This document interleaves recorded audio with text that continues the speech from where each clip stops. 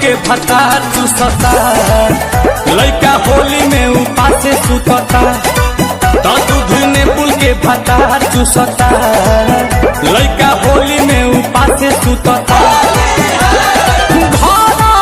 ही के चोर बाटे चलत नहीं खेपाता, पानी कल बिलार नया नहर में धराता।